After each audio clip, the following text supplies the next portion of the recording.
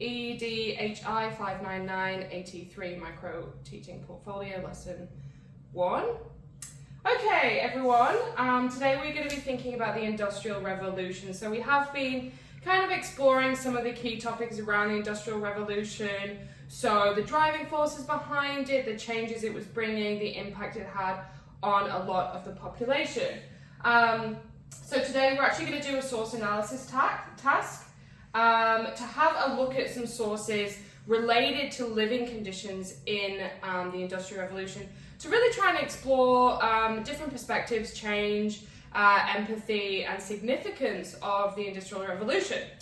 Just kind of going through some of the guidelines here, what I'm going to give you is the National Archives from the UK, and they've got a really great set of resources.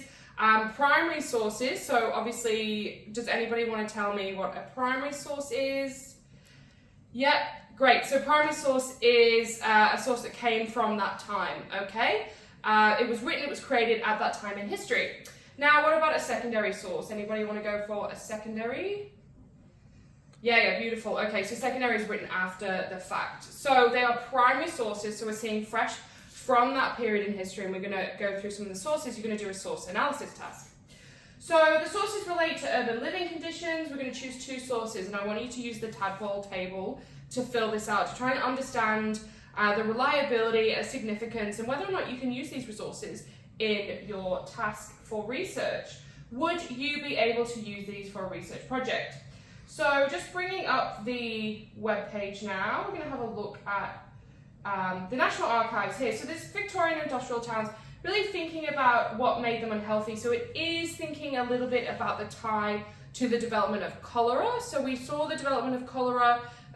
We've seen a huge increase in population numbers in urban areas, kind of low quality housing, really drawing on our previous lessons that we've thought about that. So we've got a huge array of different sources here. So we can see there's letters, there's a cholera advice poster, we've got a poster here thinking about the state of lodging houses. So you're going to choose two of these, okay? And then we're going to pop back to the PowerPoint. Where are we? There we go.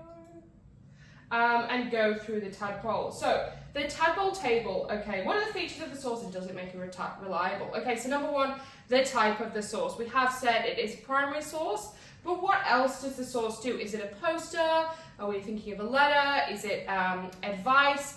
Is it formal? Is it informal? Is it maybe a letter written in between two families, or is it something that would have come from the government? The author, again, tying into this type of source, so who wrote it? Who created this source? The date, can you find out when this was? So we are thinking about Industrial Revolution, thinking about the time of cholera, so that is the date we're looking at. The purpose, why was it made? Why was it created? What is the aim behind the source? Is it informing? Is it explaining? Is it kind of just describing? And what are the things that we're looking at? Opinion or fact? Okay, here's a tough one. So we've got to kind of think about whether or not it is a factual explanation of something, or if it's someone's opinion. Is it empathetic? Are we seeing emotions and effective language in there? Again, going into language, I just mentioned, is it formal? Is it informal? Is it effective? Is it emotive? What kind of words are being used? Is it very reflective of the time? Is there an education standard that you can maybe assume from it? And then evidence, okay? What are the evidences that you are drawing to get these ideas? And really all, I want you to kind of think about how reliable this source is. So when we're thinking about the reliability of the source, let's draw in some kind of historical concepts thinking that we've been talking about. So obviously, evidence, so why are we thinking about using these evidences? Why are we drawing on different perspectives, okay? Can you create a research question that draws on things like change and contestability over time? Obviously, the Industrial Revolution was highly impactful in the way that urban settlements changed. I really want you to be descriptive and detailed as possible. Fill out the worksheet and perhaps think about developing a research question that might let you use these two sources, okay? So you're really going to think about reliability and developing a research question from them. Do I have any questions? Harriet Flitcroft, EDHI599, assessment task 3, part B, student samples.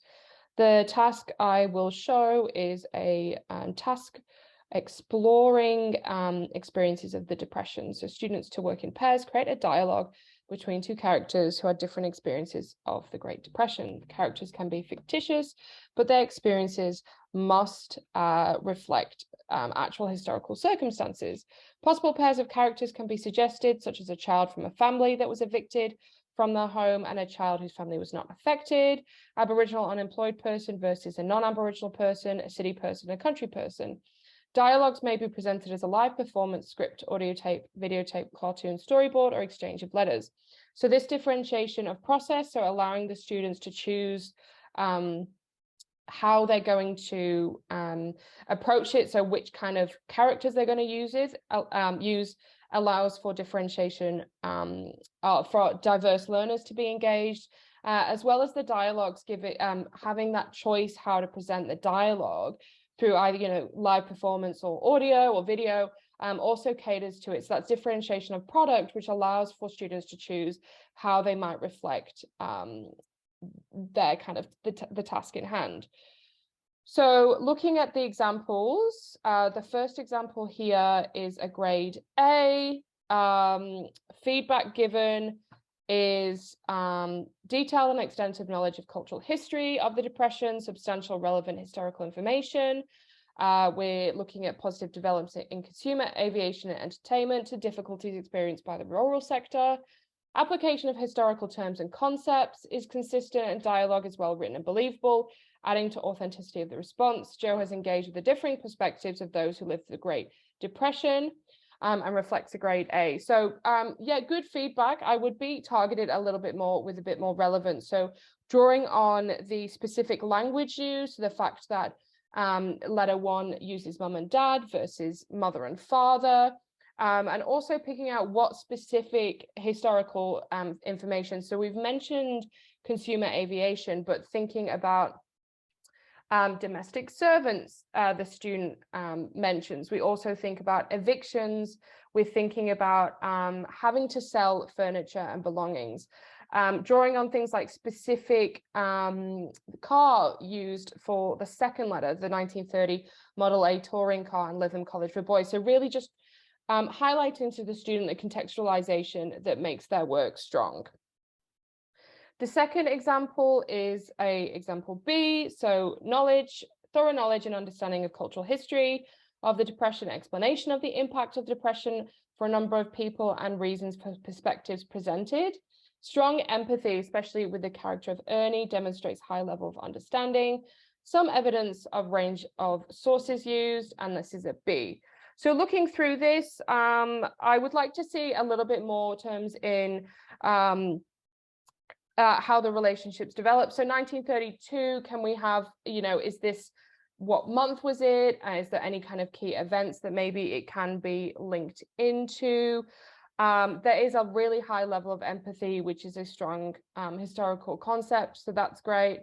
The interaction is also quite realistic, as well as the kind of historical concepts used. So in terms of the idea of I could clean, garden, anything you need to make up the difference, I'm doing it tough. So yeah, really drawing on that. So good feedback there, although probably would consider exploring with the student another way to present work rather than writing, although they've done a good job of using the writing. Grade C here, so demonstrated sound knowledge and understanding of cultural history of depression, simple evaluation of the impact of depression on Australian life, but focuses more on earlier history, sound use of historical terms and concepts. I would like to see a little bit more contextualization here, so thinking about the year, thinking about language as well, so the language is quite informal, would it be reflective of the time? There's some good kind of use. I like the use of the Poms need our help and bang. So yeah, kind of understanding the tie into the Great War, but maybe can we have a look Can they tie in actual specific years before the Depression here? I think that's, yeah, I'd like to see, yeah, I guess a greater contextualization and historicization of the task here. Thanks.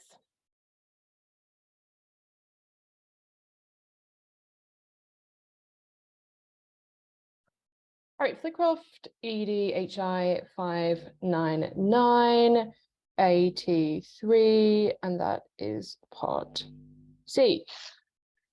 So part C, reflecting on this task, I would consider thinking about drawing on a little bit of the changing nature of the impact and the attitudes to depression. So, you know, could the dialogue be present maybe in 1932, and then could we revisit this relationship maybe a couple of years down the line? And this could really reflect the historical concepts of change and continuity, and allow students to reflect on kind of you know, the changing nature of the depression and how attitudes and experiences changed. ICT is not a compulsory requirement, but I do believe that there is some space for supporting students with ICT here, particularly if we look at the sample of, let me just bring that up, sorry, the sample of the grade B we saw. So obviously the student struggles a little bit with writing, obviously can write, absolutely, but writing needs a little bit of work. Is there maybe an ICT word processor we could use? Or, you know, did they feel comfortable having that choice? I would also consider for our maybe our lower ability students applying something like providing something like a blank storyboard. So can we give them a year? We'll give them a scenario or a choice of two and a blank storyboard just to help them develop. So scaffold that task a little bit more. In terms of extension, we could really think about maybe pushing the grade A into using a little bit more historical language. You know, in this sentence, I'll ask mother and father if they could let you stay in one of our many apartments. Could they then indicate where this is? In Sydney, you know, where is Madison going to school? Can we think about Britain? Draw on that. This would be really interesting. So can we really get a little bit more deeper level? So you know, say to students to go into that that deeper level of discussion, provide a little bit more context. I would also like to see students perhaps indicate what sources they've used, just to reflect on their source work. And if we draw on the sample for the B grade again, the level of empathy is great. So perhaps in the task description, can we say to students, please be a little bit more explicit or obvious with the historical concepts of empathy or perspectives, just to really help them draw onto those links of kind of historical capabilities. And also, you know, this is a great example for students to do that, because we're thinking about money, thinking economics, health, etc. So just going back to the task there, yeah, maybe being a little bit more specific in the expectations of the students. So you know, would you like them to reflect its actual historical circumstances, which they have done, but can we draw on the concepts of empathy or perspectives? Perhaps provide a little bit more scaffolding for our lower ability students with things like maybe a blank storyboard or a blank script. Also, the use of ICT, can we support students a little bit more that need ICT to help them kind of show that product of learning? Thank you. Fucking hell, I hate this dude.